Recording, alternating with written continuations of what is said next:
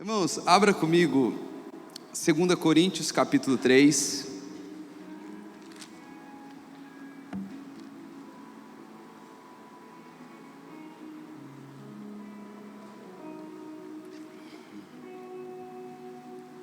Segunda Coríntios capítulo 3. Se alguém puder desligar, parece um absurdo eu falar para desligar o ar, né? Mas é que ele só funciona no vento. Você pode, Luizão? Porque olha aqui, gente, ó, vou soltar a Bíblia para vocês verem, ó. 2 Coríntios, nós vamos ler capítulo 3 a partir do verso 7. Diz assim: todos acharam? E se o ministério da morte, gravado com letras em pedras, se revestiu de glória, a ponto dos filhos de Israel não poderem fixar os olhos na face de Moisés, por causa da glória do seu rosto, ainda que fosse uma glória que estava desaparecendo, como não será maior a glória do ministério do Espírito? Porque se o ministério da condenação teve glória, em muito mais proporção será glorioso o ministério da justiça. Pois neste em particular, o que era glorioso já não tem mais glória diante da glória atual, que é muito maior. Porque se o que estava desaparecendo teve a sua glória, muito mais glória tem o que é permanente.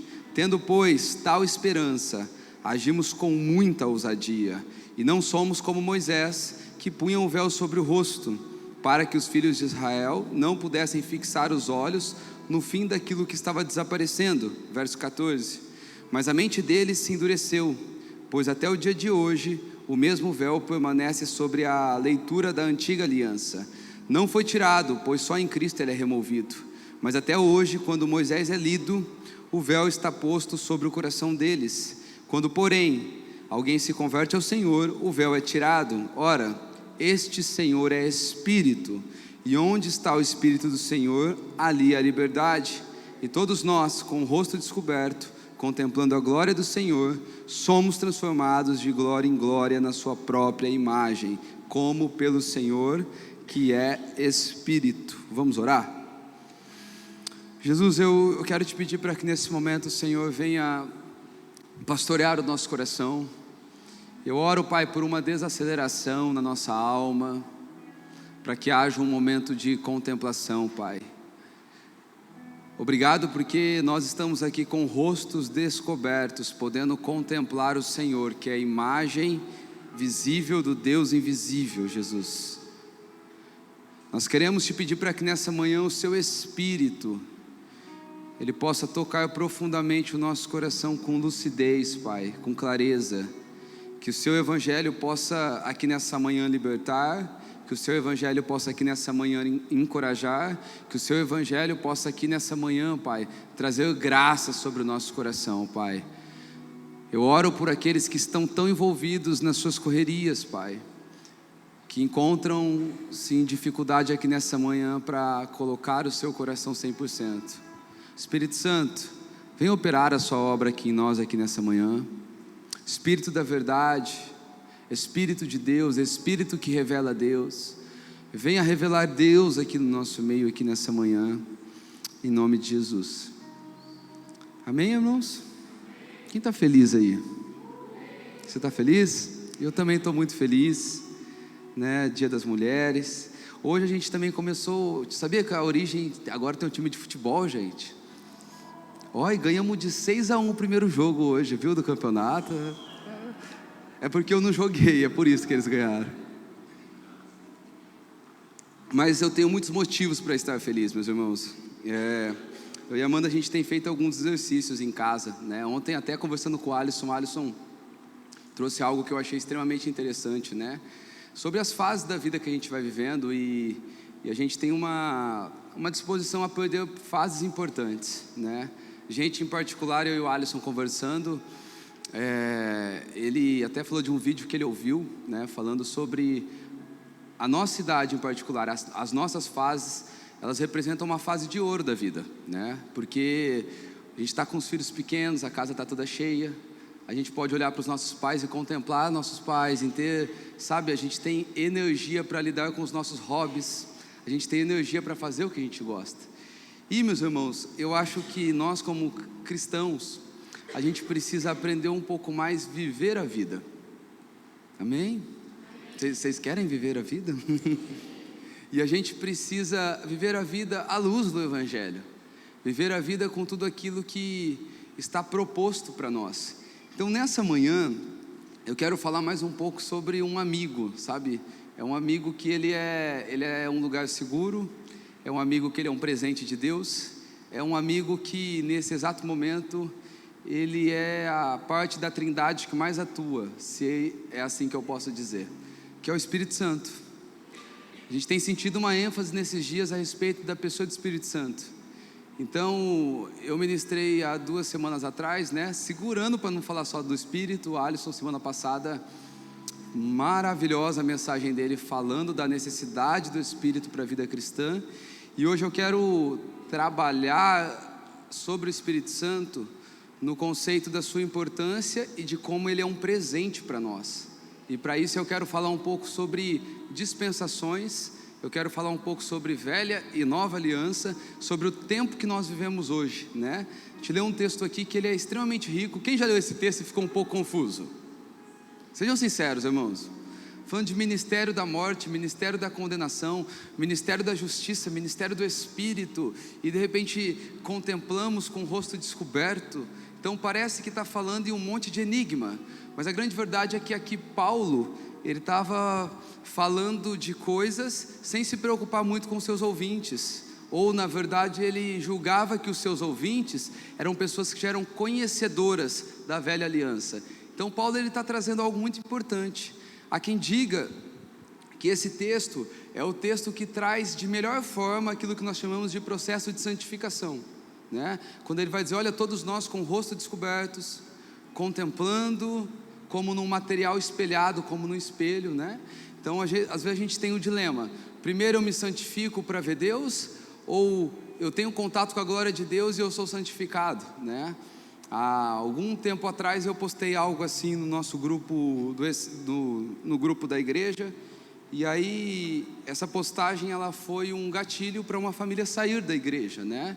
Porque até acreditando que a gente está entrando numa teologia reformada, aonde nós não cremos mais que nós temos que viver uma vida diante de Deus para conhecer a Deus, né? Essa foi a leitura dessa família.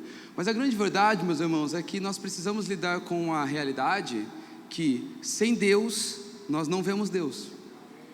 Nós temos que lidar com a realidade que é o contato com Deus, o contato com a glória de Deus, que vai nos tornando pessoas conformadas à imagem de Cristo. E é um efeito assim, é um efeito dominó. Eu conheço dele, na medida que eu conheço dele, ele me torna mais parecido com ele. Na medida que eu sou mais parecido com ele, eu vou conhecendo mais dele. Mas nós precisamos compreender e partir do mesmo pressuposto aqui nessa manhã. Todos nós fomos atraídos pelo Senhor. Todos nós fomos atraídos com cordas de graça, cordas de amor. Estamos aqui nessa manhã porque Deus nos atraiu. Tenho comigo que é humanamente impossível alguém cair em si sem o Espírito Santo e dizer, agora eu quero Deus. Porque todas as nossas inclinações são contrárias ao caminho do Senhor. Mas sabe o que isso significa para mim e para você? Nós só estamos aqui nessa manhã porque existe uma obra contínua do Espírito Santo no nosso coração. E graças a Deus por isso. Então precisamos de Deus para conhecer Deus. Quando Paulo está falando aqui do ministério do ministério da condenação ou do ministério da morte, ele vai usar esses dois termos. Paulo está falando a respeito da velha aliança, que aqui é o que nós estamos falando da lei mosaica, né? Quando, acho que é Mateus capítulo 17, Jesus está com seus discípulos, ele se encontra com eles ali no monte da transfiguração. A Bíblia vai dizer que tinha Moisés e Elias. Moisés, quando Paulo está falando de Moisés, Moisés representa a lei. Vocês lembram da lei, meus irmãos? 10 mandamentos e 613, acho que é 613 mandamentos ali da Torá que a gente tem que cumprir. Então Moisés representa isso. Então o ministério da morte, o ministério da condenação está falando da lei, está falando da dispensação da lei que vivemos até ali em Malaquias, mas entra também nos evangelhos até a morte de Jesus. Jesus morreu, então começa agora o ministério da justiça, que é o ministério do Espírito. João capítulo 16, Jesus morre e envia para nós o seu Espírito. Atos capítulo 2, esse Espírito em poder é derramado sobre nós. Então, o ministério da condenação e o ministério da morte está falando da lei. E aqui ele está usando e comparando com aquele momento onde Moisés ele se encontrava com o Senhor, e todas as vezes que ele se encontrava com o Senhor, é como se ele recebesse uma carga de Deus, a ponto que o seu rosto resplandecia. Só que é interessante, né? Que a Bíblia vai nos apresentar que Moisés, para manter a mesma autoridade diante das pessoas, ele começou a cobrir com o véu, para que as pessoas não vissem que aquela glória estava indo embora. Então Paulo aqui ele está usando dessas figuras de imagem, e Paulo ele está dizendo da superioridade do ministério do Espírito, em comparação ao ministério da condenação, o ministério da morte. Agora, o que nós precisamos entender é que a lei, aquilo que viveram até Malaquias e os dias de Jesus, não é algo ruim, não é algo que deu errado. Às vezes nós temos essa mentalidade, né? Deus tentou de um jeito e não deu certo, teve que matar seu filho. Já pensou assim? Já passou pela sua cabeça? Não deu certo o que Deus planejou, e porque não deu certo, ele teve que matar Jesus. Pobre Jesus, teve que ir para o facão, porque Deus não conseguiu mudar o coração do homem. Mas a grande verdade, meus irmãos, que a lei ela não é o plano A. A lei, na verdade, ela é o primeiro processo. Porque antes de Deus, presta atenção, que isso aqui é importante, isso aqui nós estamos falando assim, do tutano daquilo que é o Evangelho. Antes de Deus te salvar, através de Jesus, Ele precisava mostrar para você o quanto você estava perdido. Amém? Porque muitas pessoas, mesmo dentro da igreja, você pergunta assim, olha, eu fui salvo por Jesus. Aí você pergunta, mas tu foi salvo do quê? Aí a pessoa vai começar a olhar, não, eu fui salvo porque eu era um mentiroso. Não, eu fui salvo porque eu era alguém envolvido com as paixões desse mundo. Tu precisa entender uma coisa, você não foi salvo do inferno, primeiramente, você não foi salvo dos seus pecados, você foi salvo da ira de Deus. Porque todas as vezes que nós pecamos, nós merecíamos a ira de Deus. Porque, irmãos, Deus é constante, nele não tem ondas de oscilação. Ele é puro, Ele é santo, Ele é verdadeiro, Ele é o próprio amor. E todas as vezes que nós pecamos, porque aprenda uma coisa, Deus não faz nada que Ele não é. Amém? Tudo que Deus faz é a extensão de quem Ele é. Agora, até para a gente ver um pouquinho, Romanos 7,7 diz assim, o que diremos então? Que a lei é pecado? De modo nenhum, mas eu não teria conhecido o pecado a não ser por meio da lei, porque eu não teria conhecido a cobiça se a lei não tivesse dito, não cobice.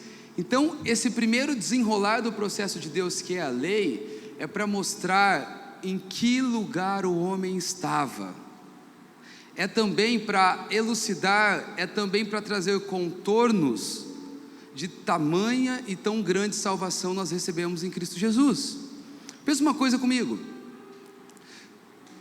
digamos, né, até uma alegoria, digamos que a salvação fosse um giz branco, amém? Imagina um giz branco escrevendo numa tela branca, não faz sentido. É como se Deus na lei, Ele colocasse um quadro negro, para que a salvação fizesse sentido, para que a gente entendesse do que a gente está sendo salvo. Faz sentido para você? Então a lei é Deus mostrando o homem para Ele mesmo. A lei é Deus desenhando o quanto o homem precisa de um Salvador. Então a lei foi esse primeiro estágio, Deus mostrando para o homem a condição do homem. A lei é Deus falando para o homem, não mate, não roube, não faça guerra, não traia, ame somente o Senhor. E aí o homem então ele ouve a lei e fala, pois bem, então vamos viver. Só que aí o homem descobre uma coisa, que é impossível viver a lei de Deus sem Deus. Não é possível, meu irmão. Em Romanos 6:23 vai dizer que o salário do pecado é a morte. Então o homem, ele recebe a lei de Deus e ele descobre que ele é bom em ser um transgressor da lei. Só que o problema é que transgredir a lei é pecado, e o salário, a porção do pecado é a morte. Então aqui nós estamos no lugar que a lei nos pôs, merecedores da morte, merecedores de uma separação de Deus, uma vida fora da comunhão de Deus. Faz sentido? Agora, olha só, antes da gente entrar na dispensação, na aliança da graça, na aliança do Espírito, no ministério do Espírito. Então o que Paulo está dizendo assim, olha, mesmo se diante do ministério da morte, que agora faz sentido a lei ser o ministério da morte, mesmo se diante do ministério da morte havia glória, a ponto de não conseguirem olhar para a face de Moisés, a ponto do Monte Sinai fumegar como um vulcão em erupção, a ponto da voz de Deus vir como trovão, o que será que tem preparado para nós no ministério do Espírito? Então Paulo, ele está usando dessas comparações para dizer para nós, para gerar em nós expectativa, anseio, desejo, vontade por aquilo que está disponível hoje no ministério do Espírito. Então é simplesmente isso que Paulo está falando. Agora, então vamos entender o que é o ministério do Espírito, o ministério da justiça, irmãos. E é bem interessante, ele usa o ministério da condenação e o ministério da morte, o outro ele usa o ministério do Espírito e o ministério da justiça. Porque, irmãos, o que é justiça? Justiça é quando uma coisa volta para o seu lugar. Então quando a gente olha para uma situação, hoje a gente está vendo, estourou a questão do Banco Master, né? E eu acho que isso transcende direito à esquerda, é impunidade, tem que ser punido. O que é justiça nesse caso? Justiça nesse caso é que os envolvidos sejam punidos, é que a justiça brasileira, ela encontre um lugar de favor, e aquele que foi lesado seja, ressarcido, e aquele que roubou, que seja preso, que seja condenado, com todos aqueles que estão em volta. Então justiça é pôr algo no lugar, é pegar algo que estava fora do lugar. Quando a gente diz assim, olha, foi justo, o que a gente está dizendo? Olha, cada coisa está no seu lugar. Não, se cumpriu justiça. Por que se cumpriu justiça? Porque o infrator foi condenado, porque aquele que estava sendo injustiçado, ele foi justificado. Então ele está dizendo que o ministério do Espírito é aonde as coisas voltam para o seu lugar, que o ministério do Espírito é aonde Deus agora, através de Jesus, Ele está trazendo a gente para o lugar onde a gente nunca deveria ter saído. Faz sentido, irmãos? Agora, como acontece o ministério da justiça, que é também conhecido como a nova aliança? Em João 16, do 7 ao 8, Jesus diz assim aos seus discípulos, você conhece muito bem esse texto: é melhor que eu vá, porque se eu não for, o Consolador não virá para vocês, mas se eu for, enviarei a vocês. Quando ele vier, ele convencerá o mundo do pecado, da justiça e do juízo. Ainda no verso 12 e 13, um pouquinho acima, ele vai dizer: tenho muito ainda para lhes dizer, mas vocês não podem suportar agora. Porém, quando vier o Espírito da verdade, ele guiará vocês em toda verdade. Então Jesus está dizendo assim para os seus discípulos: olha, vocês andaram comigo, vocês aprenderam de mim, mas agora eu preciso ir, porque quando eu for, eu vou enviar para vocês o Espírito da verdade. E o Espírito da verdade, ele não vai mais trazer para vocês informação do que é certo ou errado apenas, mas ele é Deus morando em vocês, é Deus convencendo vocês, é Deus moldando os afetos, as paixões do coração de vocês. Então o que Jesus está dizendo: olha, eu agora vou morar dentro de vocês através do Espírito Santo. E agora a mesma vida digna, obrigado por um aleluia, agora a mesma vida digna que eu vivi, vocês vão ter toda a matéria-prima para também viver essa vida. Então a dispensação da justiça fala de Deus morando dentro do homem, meus irmãos. Quando ele está dizendo, olha, ele vai guiar vocês em toda a verdade, essa palavra verdade é uma palavra grega, que a pronúncia nunca vai ser certa minha, mas eu vou ler do jeito que está escrito, que é a aletheia, que significa, você viu? Coisa fina. que significa também vontade de Deus. Ele está dizendo sobre um Espírito que vai nos guiar na vontade de Deus, irmãos. E se tem um lugar de alegria para o coração do homem, é ele saber que ele está vivendo a vontade de Deus. Há descanso, gente. A vontade de Deus, ela é o lugar que mora outra coisa. Sabe quem mora lá? A plenitude de alegria.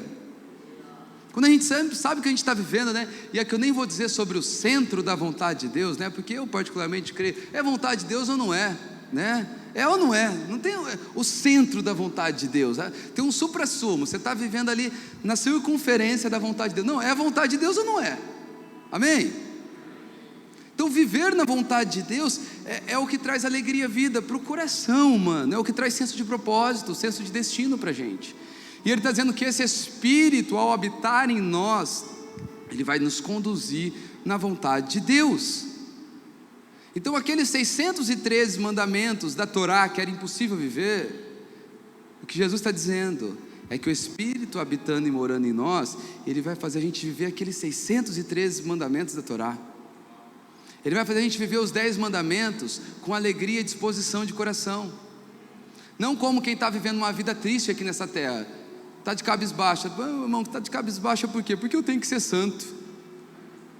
Não, porque eu não posso fazer nada que eu gosto. Não, irmão, essa não é a vida de crente que Deus projetou para você.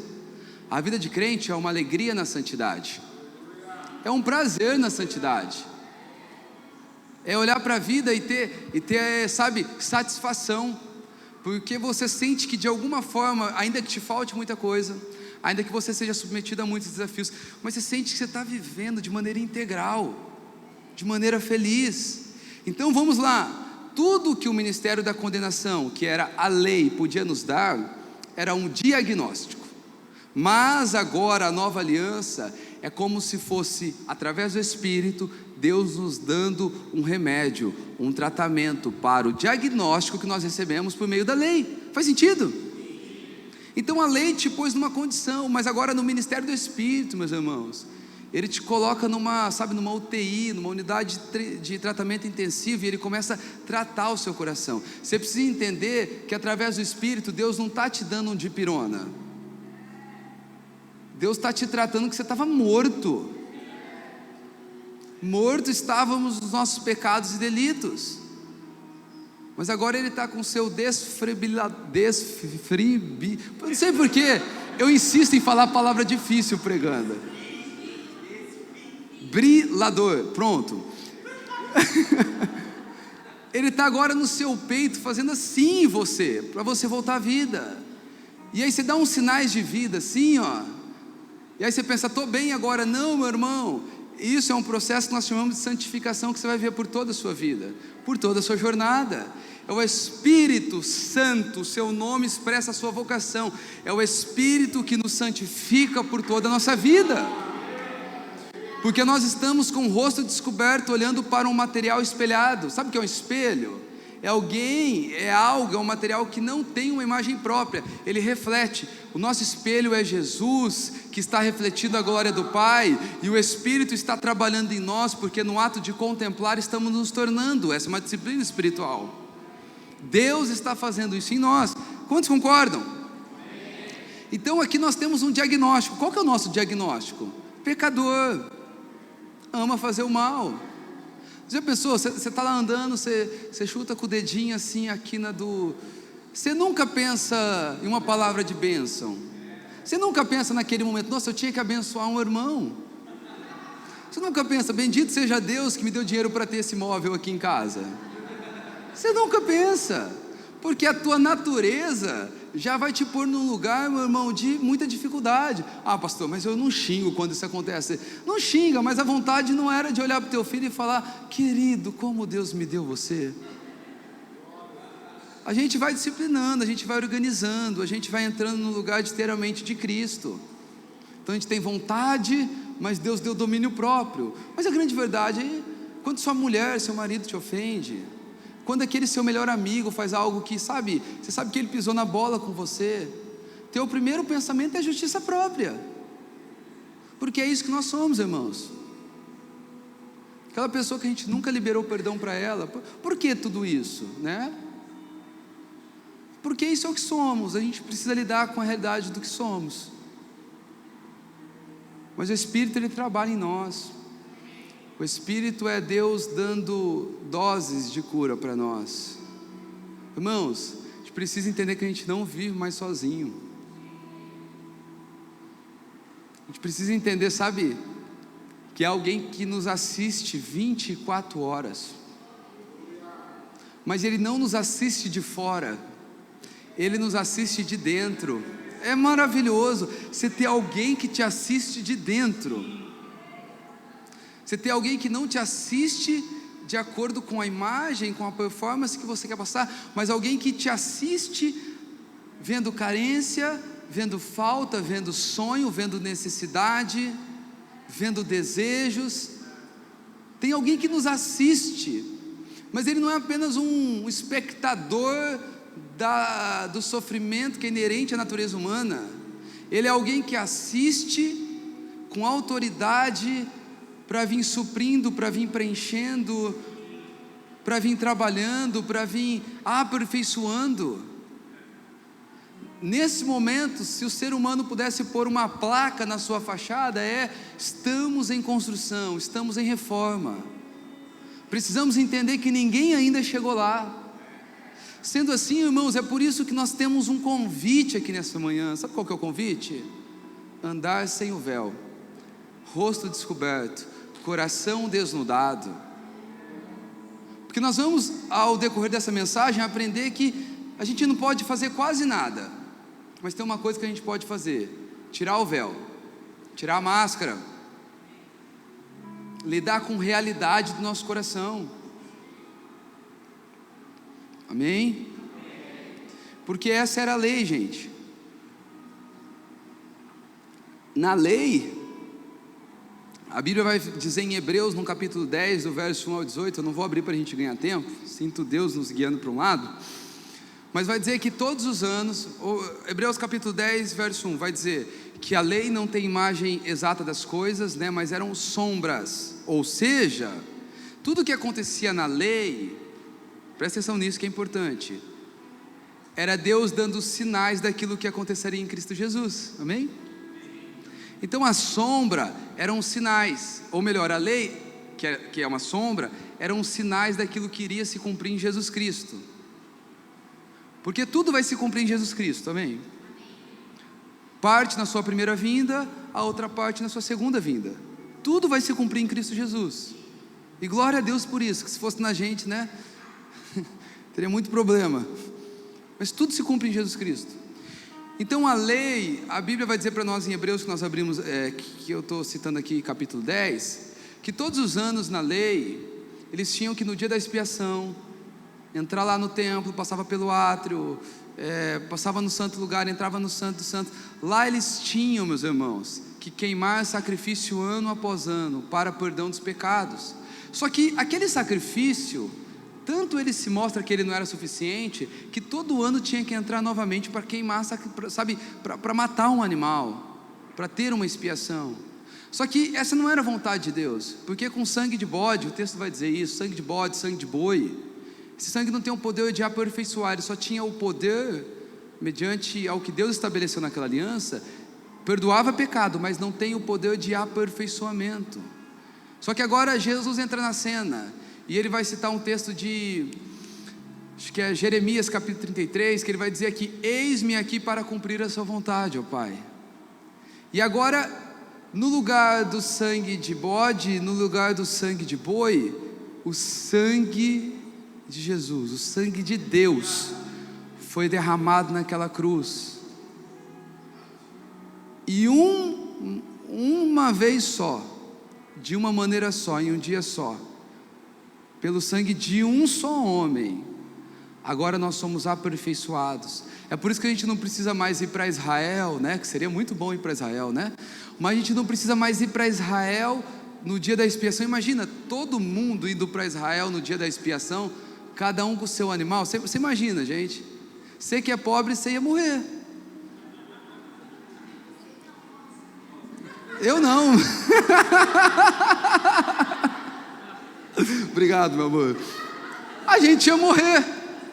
porque a gente não ia poder ir lá para Jerusalém, lá para o templo, queimar o nosso sacrifício. Ia ser elitizada a coisa. 25 mil reais, meu irmão, você ia gastar. Você já imaginou?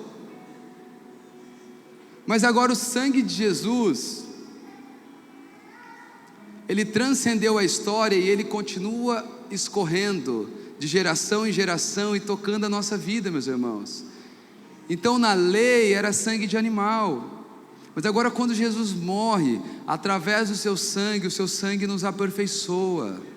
Nós já não carregamos mais a condenação do pecado, gente. Nós precisamos entender que agora nós somos um povo que nós somos livres, livres da condenação, livres das garras da morte. Nós somos livres. Há em nós agora um lugar para entrar confiadamente ao trono da graça. Isso aqui não é uma reunião de crente chato.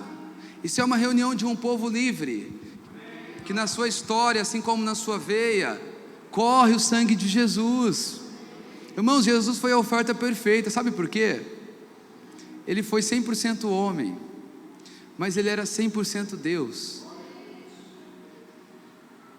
Deus morreu na cruz romana. Não existe manchete maior na história. Deus desceu. Ele não usou o seu poder para si próprio. Ele usou o seu poder para, assim como está em Isaías capítulo 53, como um cordeiro mudo, ele foi entregue.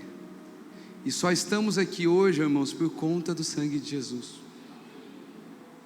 É por isso que Jesus precisa ser central na reunião, na vida e na mensagem. É o sangue de Jesus que te pôs aqui hoje. Já agradeceu pelo sangue de Jesus? E esse texto de Hebreus, ele vai dizer que agora através do sangue de Jesus, nós não estamos mais debaixo da condenação do pecado, ele nos aperfeiçoou. E no verso 15 e 16 ele diz assim: e disso nos dá testemunho também o Espírito Santo, porque após ter dito, esta é a aliança que farei com eles, depois daqueles dias, diz o Senhor. Presta atenção na diferença dessa dispensação. Imprimirei as minhas leis no coração deles, e as escreverei sobre a sua mente. Irmãos, na dispensação do Espírito, nós temos um Deus que está imprimindo a lei de Deus no nosso coração. Nós temos um Deus que está trabalhando na nossa mente. Quero dizer para você que se o evangelho que você tem vivido até hoje, ele é fruto de um esforço para viver a verdade, esse não é o evangelho de Jesus. Alguém tosse aí comigo? Que tosse chata? Obrigado, gente. Nossa, eu penso que se eu fosse um pouquinho mais polidinho pregando, né, ia ser tão melhor, né? Mas não dá, irmãos. Irmãos, é Deus trabalhando no nosso coração e na nossa mente. Nós estamos falando de uma dispensação, onde Deus vai nos dar e está nos dando disposição para a obediência, mente e coração alinhado à vontade de Deus. Irmãos, é por isso que você deveria se questionar quando você está há 20 anos na igreja e você não progride em ser transformado na mente e no coração. Você deveria se questionar. Sabe por quê? O Espírito Santo, ele não tem um botãozinho de pause, sabe? Pausa. Talvez você foi até onde dá para ir humanamente na religião. Eu queria propor uma conversa que traz muita crise aqui para nós. Amém? Será que a gente foi salvo por Jesus? Caraca, até a guitarra trouxe um tenso agora aqui pra gente. Não, irmão, sabe por quê? Sabe por que eu estou falando isso? Porque um salvo, ele tem constantemente a obra do Espírito no seu coração. É por isso que a gente assim, não, vocês são reformados. Não, não somos reformados. A gente tem uma crença sobre a salvação que se parece mais com a crença de um reformado.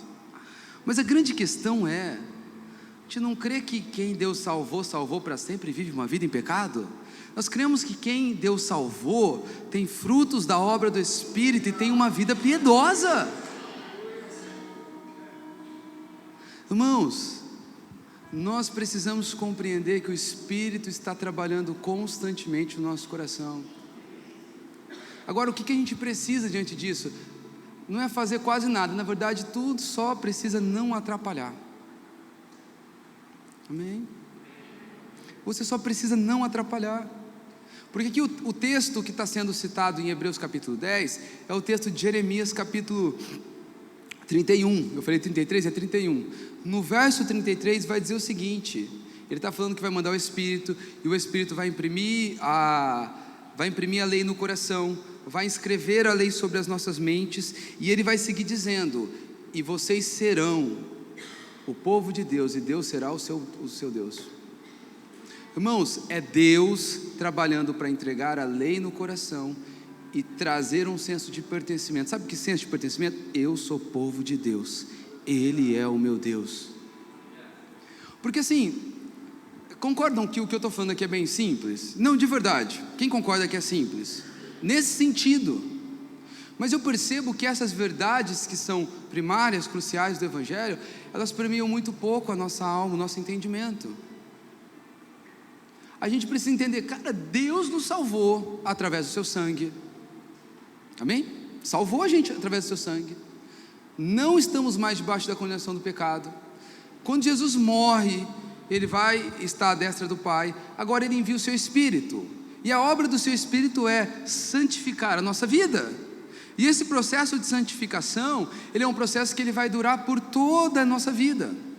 O Espírito está trabalhando em nós como noiva, para a gente encontrar o noivo. Agora, a grande verdade, gente, é que essa não deve apenas ser a mensagem do Evangelho, essa deve ser a minha, a sua história. Nós precisávamos chegar todo final de ano e sentar com os familiares, pessoas que mais nos conhecem, e começar a pontuar quantas coisas o Espírito tirou de dentro de nós, quantas coisas Deus colocou dentro da gente, meus irmãos. O povo de Deus é um povo que está sendo aperfeiçoado, e aqui o texto vai dizer que é de glória em glória, meu irmão, não é de queda em queda.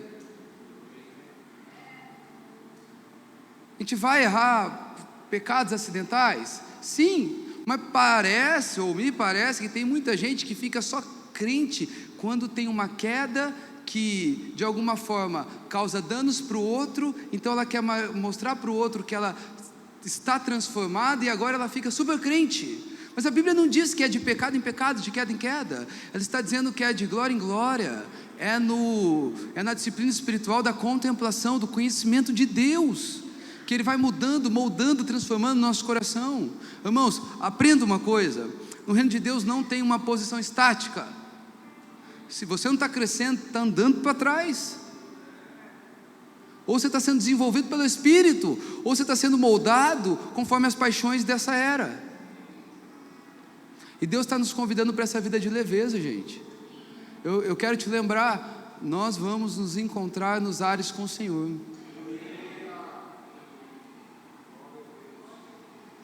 E eu quero dizer que nesse momento, Deus ele não é sectarista, Ele não tem um grupinho fechado, mas na hora que Ele voltar, Ele vai ter.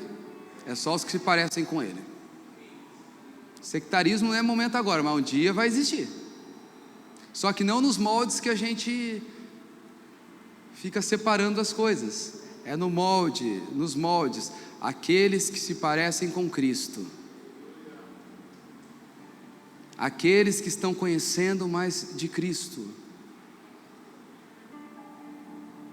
A eternidade vai ser Deus olhando para o seu primogênito Jesus e olhando para todo o seu bando de filhos, vendo que eles também se parecem com Jesus. Deus não quer um monte de filho diferente. Deus quer filhos parecidos com Jesus. Ele é o padrão, meus irmãos. Eu queria de verdade que o Espírito hoje trouxesse em nós um senso de temor, zelo. que existe um compromisso na caminhada cristã, que esse compromisso é sermos amoldados na forma de Cristo. Não é a gente aprender. Eu lembro que ali com meus 15, 16 anos eu estava na igreja, e para mim o meu auge era quando eu aprendi as músicas da igreja sem dar uma desviada. Que eu lembro que aí eu desviava, voltava, já não sabia nenhuma mais das músicas da igreja. E meu alvo era: eu preciso saber as músicas da igreja. Eu fechava o olho bem grande assim, imaginava um senhor sentado numa cadeira brilhando. Essa era a minha relação com Deus naqueles dias. E glória a Deus por aquela relação que me trouxe até aqui. Mas eu quero dizer para você, irmãos, que às vezes nós vamos colocando alvos que são muito aquém daquilo que Deus quer revelar para mim e para você. E você está numa comunidade onde a gente está querendo apontar para Jesus. A gente está querendo te inclinar para Jesus, e só existe uma forma: é através do Espírito Santo de Deus. Mas você precisa saber que você precisa mudar, amém? Então, presta atenção.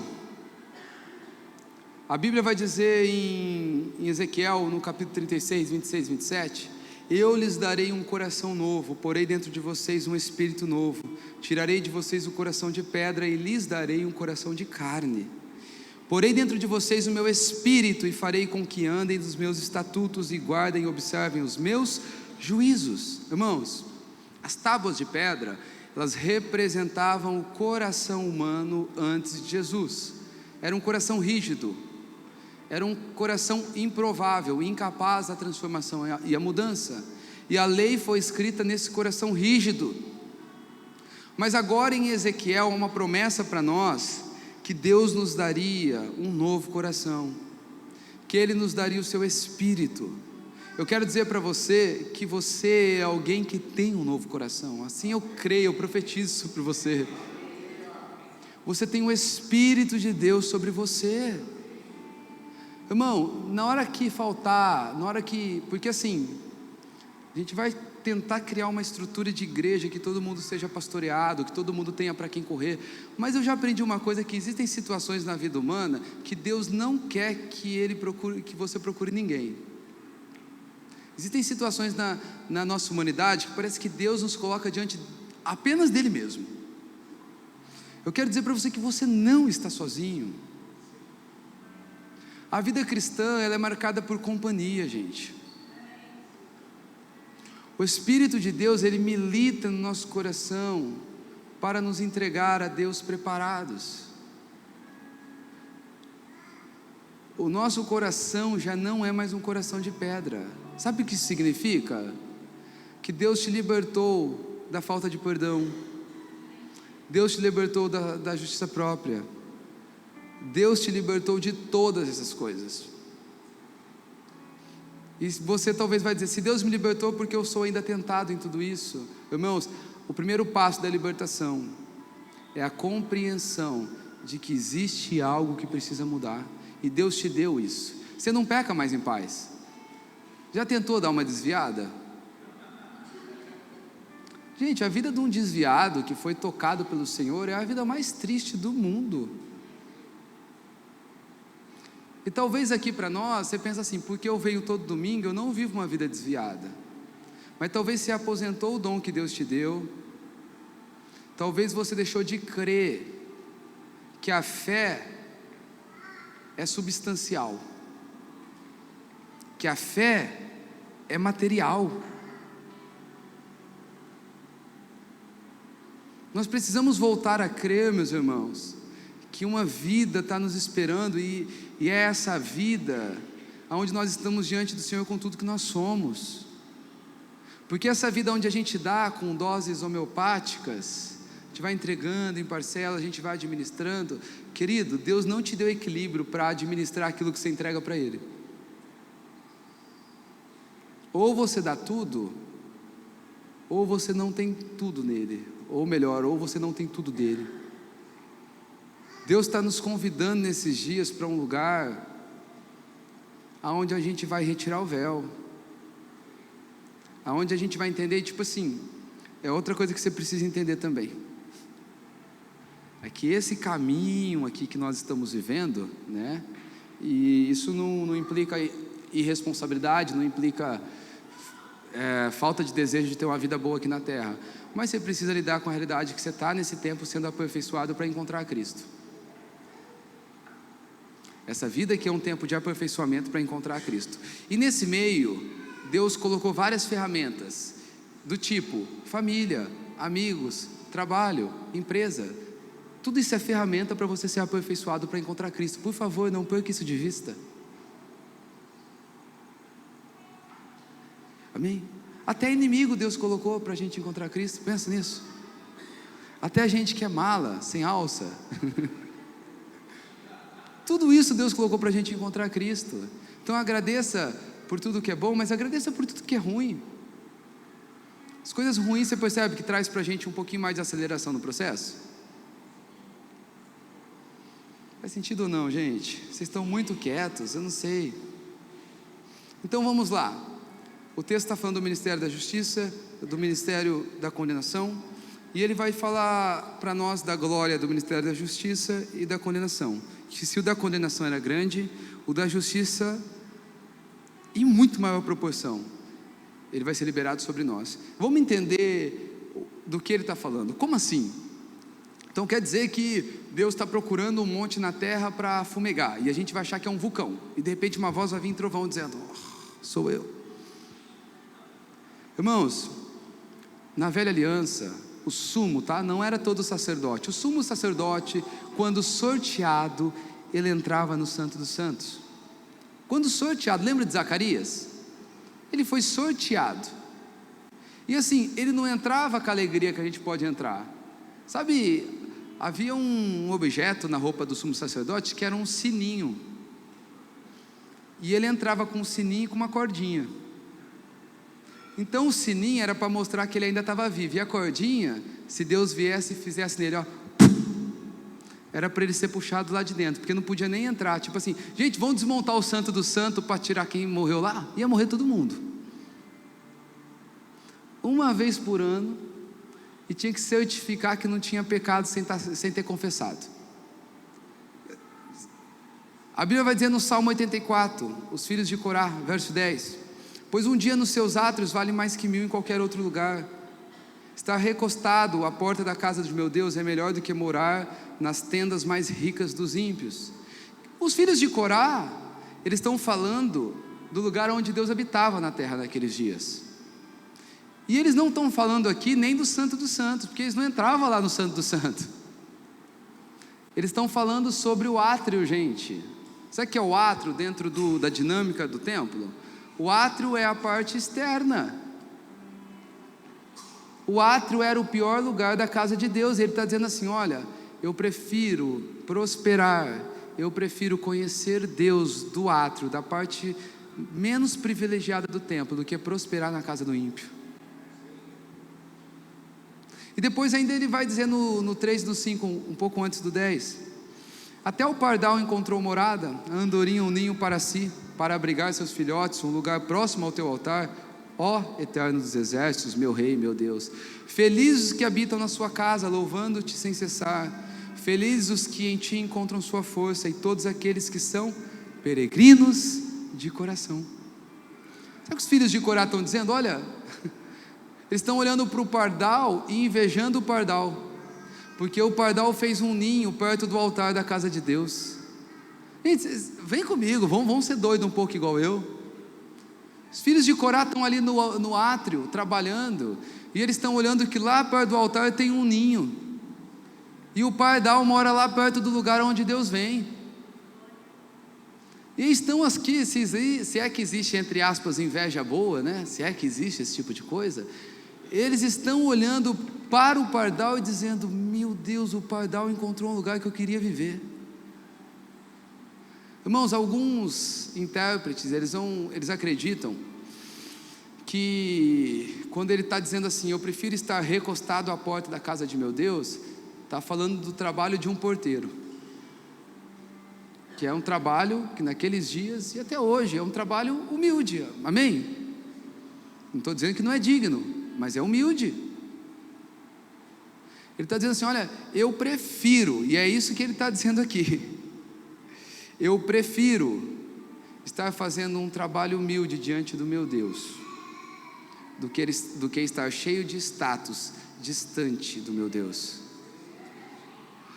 Irmão, se a gente compreendesse essas realidades no profundo do nosso ser. Eu tenho entendido nesses dias, gente, que tem tanta gente que Deus deseja prosperar, que Deus deseja levantar, que Deus deseja, fazer da vida dessa pessoa um sinal na terra, mas Deus não faz porque essa pessoa tem muito coração nessa terra, não tem um coração peregrino. E para o conhecimento de Deus, irmãos, a gente precisa entrar nesse lugar. Está entendendo? Então na velha aliança era isso. O sumo sacerdote entrava, acho que a esposa ficava em casa pensando assim, né? Será que meu velho volta hoje? Será que esse homem vai voltar hoje? Pô, irmão, era simples não, tá bom? Entrava de vez em quando. No Velho Testamento tem passagem dizendo que o Espírito Santo se apossou de Davi, sabe? Mas era Deus jogando assim, com uma buchinha assim, aspergindo a água sobre eles. Mas agora no Novo Testamento não é isso que a gente vê. Em João no capítulo 1, verso 14 vai dizer: e o verbo se fez carne e habitou cheio de graça e verdade, vimos a sua glória, a glória do unigênito do Pai. Então, se antes o contato com Deus era tipo radioativo, entendeu? Vai lembrar quando Davi quer trazer a Arca da Aliança da casa de Obed-Edom, gente? O que tinha na Arca da Aliança, gente? Vamos lá. Maná, vara, mas quem habitava naquele lugar? Deus. Aonde estava a Arca da Aliança, a presença de Deus estava na terra. E eles vão buscar a arca. Davi está todo feliz. Davi pega os melhores bois lá do seu reinado, pega a melhor carroça que tem. Ideia genial, vamos dar o melhor para Deus.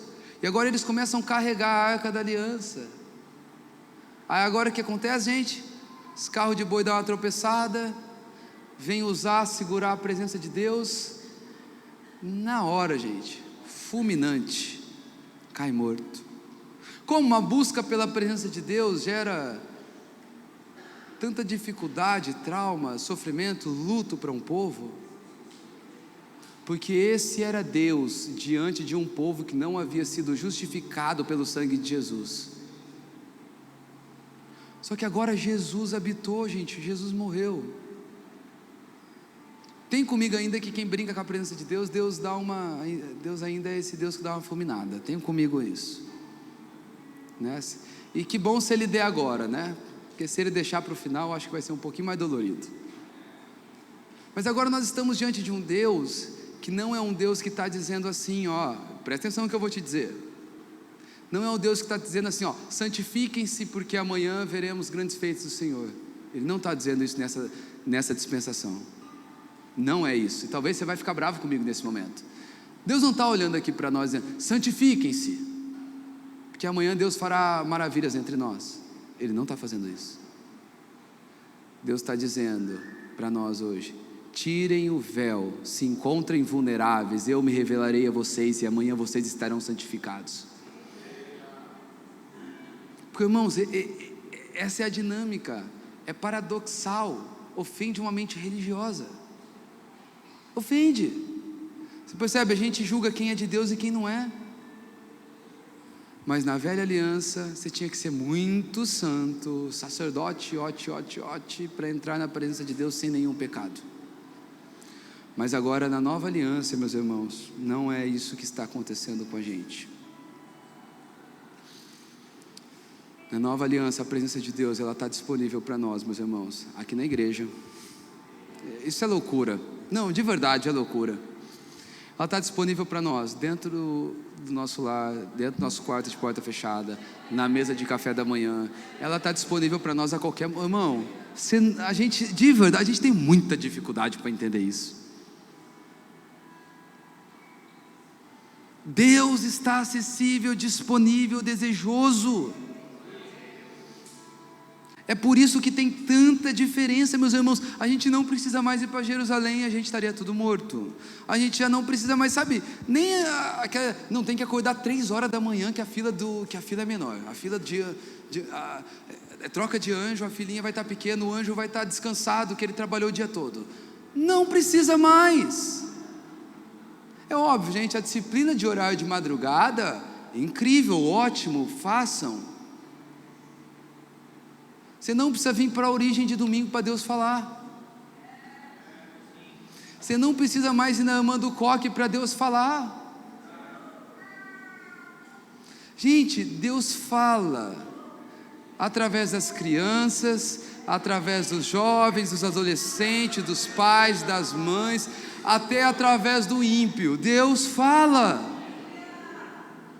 E nós estamos diante dessa possibilidade de ouvir a voz, mas de ter um contato desse Deus profundamente no nosso ser, meus irmãos. É uma glória que agora é uma glória que ela é permanente, ela é crescente. E sabe o que o texto vai dizer para nós? Agindo com ousadia, não como Moisés. Então, agindo com ousadia, o que é com ousadia? Irmãos, é adentrando. É fácil falar para você, não seja como Moisés, né? Moisés foi maravilhoso, cara, Moisés foi incrível. Moisés aceitou o sim de Deus para guiar 3 milhões de pessoas. Moisés pegou um cajado, jogou no chão, virou cobra, gente, correu, depois aprendeu que era aquilo que Deus queria. Moisés estendeu o cajado diante do mar vermelho, o mar abriu. Moisés tirou a água da rocha. Então não é para você não ser como Moisés nesse aspecto.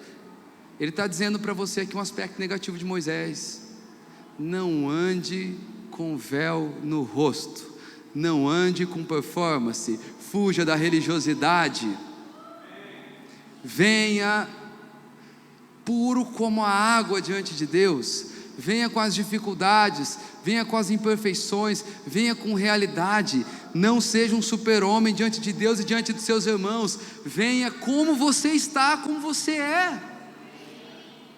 Então olha só, ele está falando de nova, de velha aliança, de glória crescente, de glória permanente, e ele está dizendo que a única coisa que você precisa é ter ousadia para ser você mesmo.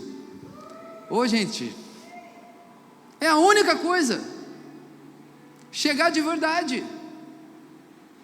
Porque a gente sabe o que Moisés fazia? Moisés entrava na presença de Deus. Primeiro ele não sabia, Deus falou com ele, ele chega diante do povo, diante de Arão, todo mundo começa a olhar para Moisés e pôr a mão no rosto assim. Moisés, o que está acontecendo? Resplandecia. E Moisés viu que naquele dia ele teve muito respeito. Pô gente, imagina eu como pastor com o rosto resplandecendo, seria maneiro. Eu ia falar para você algo de Deus, como que você não ia acreditar? Deus falou, você olha para mim, meu rosto está brilhando. Deus falou. Gente, para alguém liderar, ter um sinal tão grande assim, é incrível. Aí Moisés pensou, pô, é bem maneiro ter o rosto brilhando. Aí sabe o que Moisés fazia? Ele ia diante do Senhor, ele tirava o véu. Aí os dias iam passando, meu irmão, ele estava ali com o véu para todo mundo achar que o rosto resplandecia do mesmo jeito, para ter a mesma voz, para ter a mesma relevância. Então Moisés foi pondo o véu no rosto, gente. E agora Paulo pega essa alusão para dizer que até hoje o povo de Israel, eles leem Jesus com o véu, e por isso eles têm a mente e o coração endurecido. Então aquele véu que ele pôs, gente, representa muito bem um véu da velha aliança. Hebreus capítulo 9, verso 3, vai falar que por trás do segundo véu se encontra o tabernáculo que se chama Santo dos Santos. Então vamos lá? Eu quero te levar para uma coisa talvez uma das coisas mais loucas que já aconteceu na Bíblia. A gente acha que a coisa mais doida é fogo cair do céu, né? Mas o fogo caiu do céu, Elias foi levado, acabou. Mas presta atenção numa coisa, Jesus está lá na cruz agora, isso está escrito em Mateus 27, a partir do verso 45, até ali para o 52, Jesus está na cruz agora, está sendo maltratado, está sendo judiado, está sendo espancado, estão olhando para ele dizendo, tu não é o rei dos judeus, salve você mesmo, não, filho de Deus, salva a tua vida. Agora a Bíblia vai dizer que Jesus, então ele professa a sua fala tão famosa: Eli, Eli, sabactane, Deus meu, por que me desamparastes? E a Bíblia vai dizer que ele entrega o seu Espírito.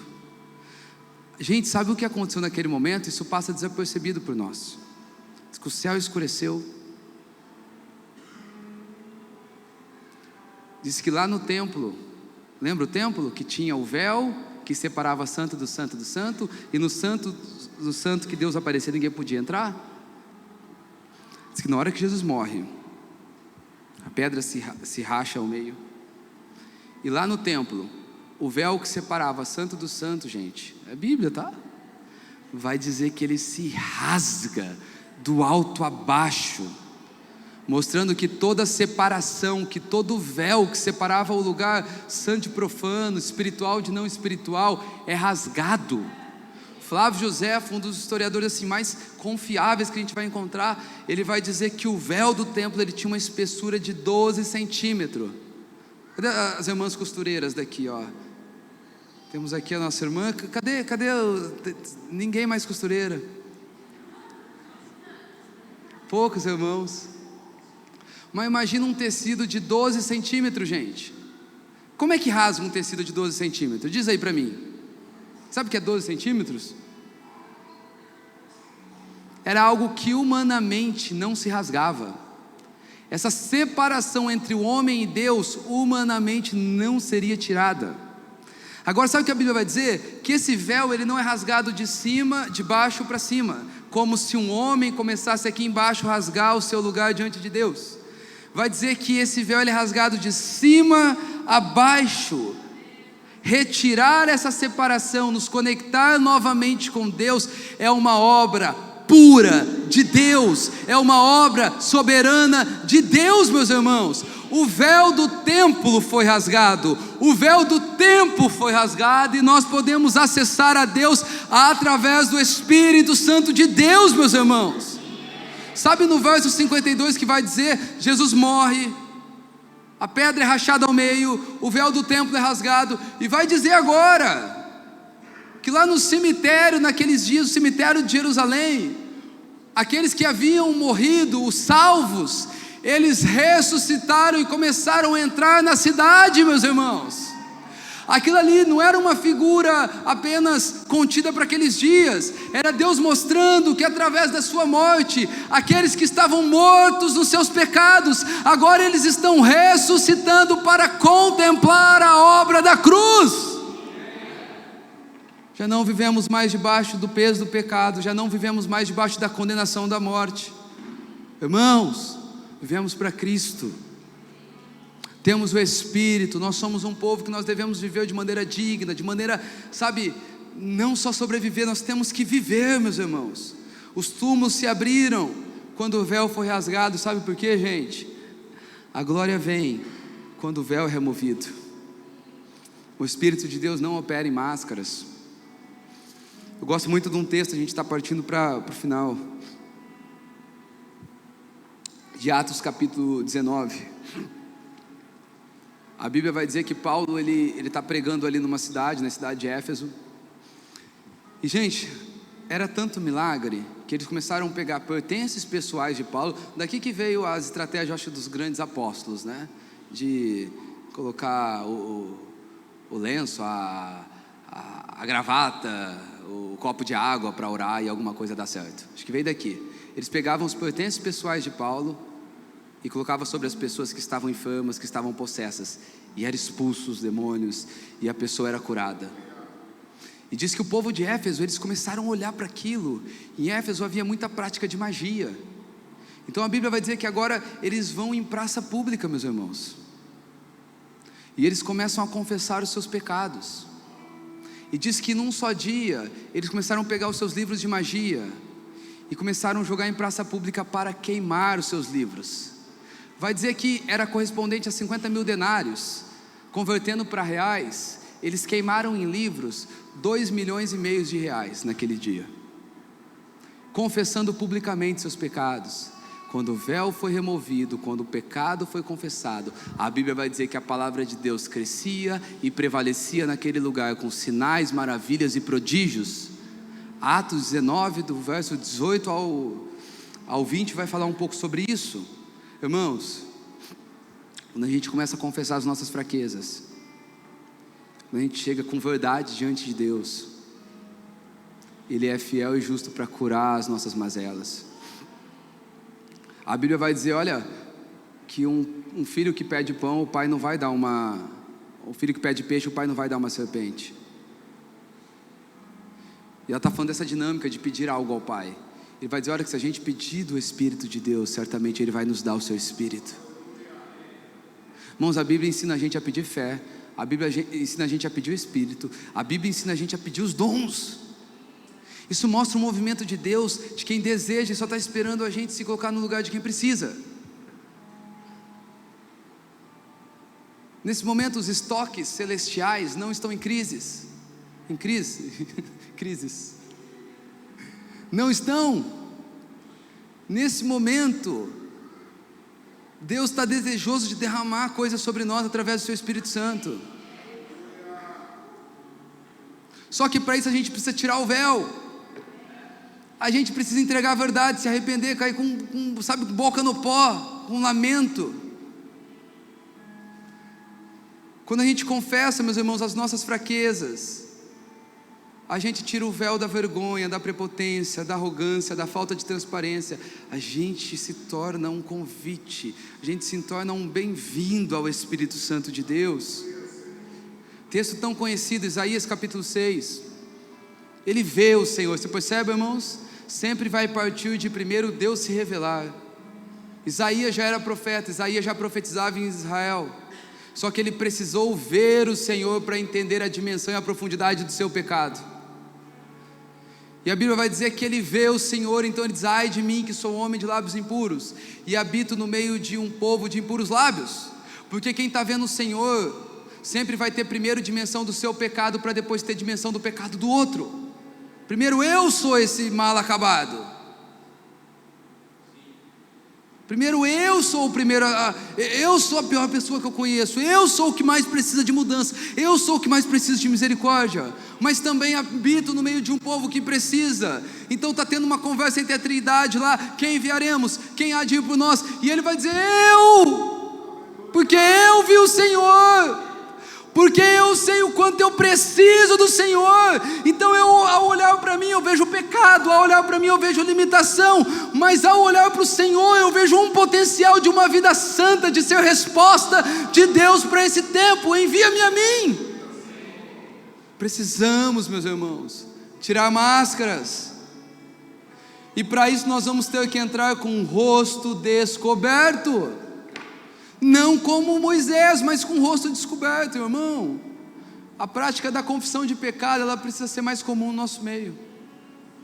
Qual foi a última vez que você confessou um pecado? Qual foi a última vez que sentou com alguém para falar de algo que você é ruim, que você precisa de cura? Sabe qual que é o lugar que nós estamos fadados a nunca sermos transformados? É onde a gente não confessa. É onde a gente não se põe no lugar de transformação. E Deus está nos convidando para esse lugar, gente. Todo mundo aqui tem algo para mudar. Eu acho que eu tenho mais do que todos vocês. E de verdade, assim, ó, pensa. Talvez quando um pastor falar isso, você fala, ele está falando, né, para todo mundo. Não, gente. Eu sou tipo um calhambeque velho, assim, que está precisando de uma reforma bem grande. Minha esposa é boa em me lembrar dessas coisas, eu sou bom em lembrá-la disso também. Sua casa tem conversas difíceis? Suas relações têm conversas difíceis? A gente tem um curso de noivos aqui na igreja, que é terror dos homens. Terror. Não de todos, de uma boa parte. Por quê? Entra em áreas delicadas que só mulher gosta de conversar. Homens, em especial para vocês, a gente precisa conversar a respeito de coisas que são delicadas para a gente. Por isso que o homem às vezes fica tão vulnerável, porque porque a gente não tem conversas profundas. Os homens de Deus que eu mais admiro, gente, uma boa parte deles, quando eles vêm aqui para a Origem, que eles estão conversando com a gente, e nisso o Haroldo era professor, sabe qual que eram as perguntas do Haroldo para a gente? Quantas vezes por semana você e sua esposa fazem sexo? Sabe qual que era outra pergunta? Como é que vocês estão gastando o dinheiro de vocês? Sabe qual que era outra pergunta? Quais são as tentações, o que você tem vivido nesses dias? Irmão, essas coisas vão removendo o véu. Todo mundo aqui está sendo submetido a um tipo de tentação nesse exato momento. E há uma frasezinha que eu aprendi ali para o ano de 2015 com a galera lá de Taubaté, que é: quem confessa a tentação não vai precisar confessar pecado. Nós estamos falando sobre hoje, gente, deixa eu definir o que nós estamos falando: arrependimento de pecado para que o Espírito venha sobre nós. Faz sentido para você?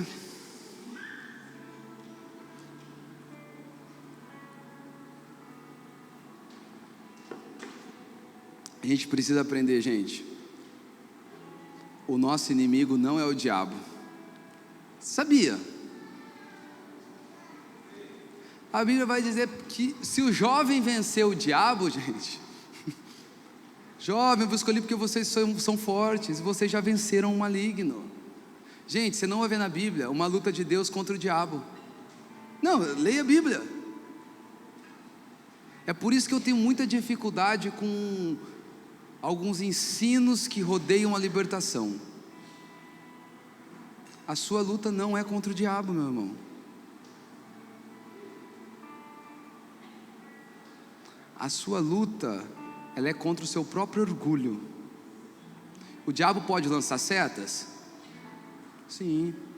Mas eu quero dizer, dentro de você já existe um material todo pronto que o diabo tem que fazer muito pouco para as coisas acontecerem.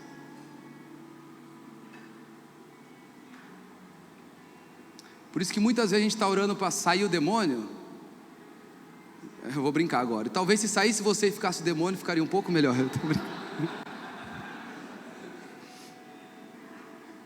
Eu estou brincando, gente. Vocês são muito bonzinhos.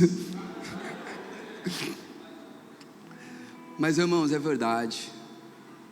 Não, pastor, é que eu estou com brecha, o demônio entrou. Então vamos lá, a gente tem que concentrar no demônio ou na brecha? Irmãos, a gente está precisando se arrepender do orgulho. A gente está precisando se arrepender da mornidão. A gente está precisando se arrepender da vida da inveja que a gente tem da vida do ímpio. A gente está precisando se arrepender da vida religiosa que a gente vive. A gente está precisando se arrepender da falta de fé que a gente vive. Porque tudo isso no final se reduz a uma coisa: ídolos do coração. E eu queria poder nessa manhã orar com você. Gente, tem muita gente carregando peso que não é para carregar. Eu queria orar por arrependimento, para que o Espírito de Deus viesse sobre nós, para que a gente conseguisse viver a vida cristã que Deus preparou para a gente, para que assim como naquela praça da cidade de Éfeso, gente, você imagina os sinais acontecendo, e aí alguns demoraram mais para entender, levando para orar para Paulo, e de repente começa a ter um movimento de irmãos que estão indo buscar livros de feitiçaria, em praça pública, caindo, se arrependendo publicamente dos seus pecados. A grande obra de Deus para a nossa vida, irmão, quando Deus cura é maravilhoso, quando Deus liberta é incrível, quando Deus prospera, poxa vida. Mas a grande obra de Deus para a nossa vida se chama salvação da nossa alma, processo de santificação. E eu queria propor para você aqui nessa manhã, que a gente orasse em arrependimento. Hugo, mas eu já orei tantas vezes em arrependimento, minha vida sai para fora, voltou. Tudo bem, irmão, vai ter coisa que você vai lutar a vida toda. Paulo disse que tinha um espinho na carne, que Deus pôs ele para lembrar ele do lugar que ele saiu. Eu tenho comigo que tem tentações que a gente não vai vencer, ou melhor, que a gente não vai deixar de ter essas tentações. Tem coisa que a gente vai lutar a vida toda, meu irmão. Tipo assim, Entenda. Tem coisa que a gente vai lutar a vida toda. Queria que você ficasse de pé, se puder apagar as luzes.